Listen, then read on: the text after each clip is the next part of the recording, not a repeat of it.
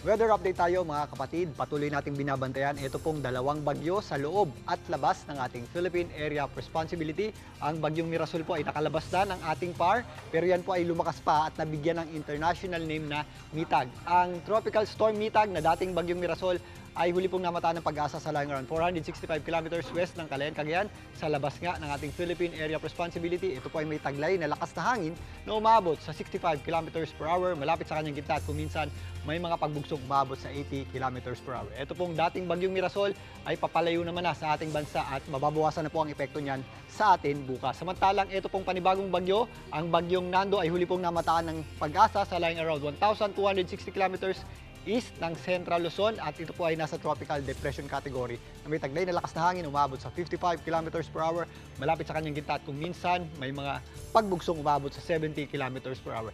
Ito pong bagyong Nando ang babantayan natin sa mga susunod na araw dahil sa isang ridge or dahil sa ridge ng high pressure area na nakapatong dito, ito ay inaasahan natin na kumilos papalapit sa ating landmass or kalupaan. So may chance po yung maglandfall dito po sa Northern Luzon o extreme Northern Luzon. Kung mapapansin nyo, ito po yung ating cone of uncertainty.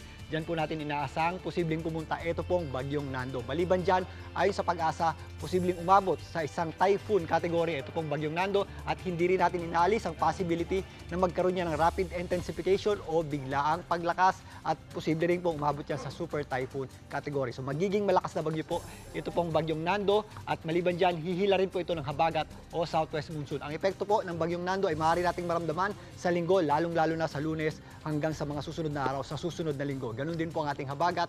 Magdadala rin po yan ng malalakas sa pag-ulan sa susunod na linggo. Kaya ito pong bagyong Nando ay babantayan natin sa anumang pagbabago sa kanyang pagkilos at lakas sa mga susunod na araw. At habang maaga pa, kailangan po natin maganda sa posibleng paglapit nitong bagyong Nando. Samantalang, wala na po o mabawasan na nga po ang epekto nitong ating dating bagyong Mirasol sa ating bansa. Yung ating mga concentration ng mga pag-ulan ay nandito po sa western section ng ating bansa dahil sa epekto ng habagat o southwest monsoon. Asahan po natin ng mga posibleng scattered at kalat-kalat na pag-ulan sa areas po ng Zambales, Bataan, kasama po dyan ang Pampanga, Tarlac at Bulacan, maging dito po sa area ng Cavite at Batangas. Kasama na rin po dyan ang area ng Mimaropa. Meron din tayong mga posibleng scattered at kalat-kalat na pag-ulan sa Western Visayas.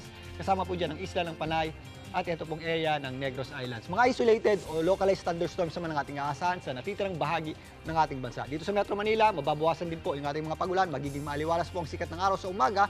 Pero again, pagsapit po ng hapon hanggang gabi, tumataas po yung ating tsansa ng pag-ulan at posible po yung ating mga thunderstorms. Again, yung ating mga thunderstorms ay biglang buhos ng malakas na pag-ulan. Although hindi masyadong nagtatagal, kailangan pa rin po natin mag-ingat dahil nga posible po yung magpabaha, especially sa mga low-lying areas, lalong-lalo na sa mga kalsadong pababa at nagdudulot din po yan ng matinding traffic. So paghandaan po natin yan.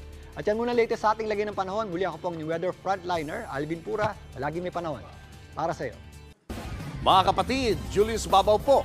Para sa komprehensibo at makabuluhang balitaan at talakayan, mag-follow at mag-subscribe na sa social media pages ng News 5.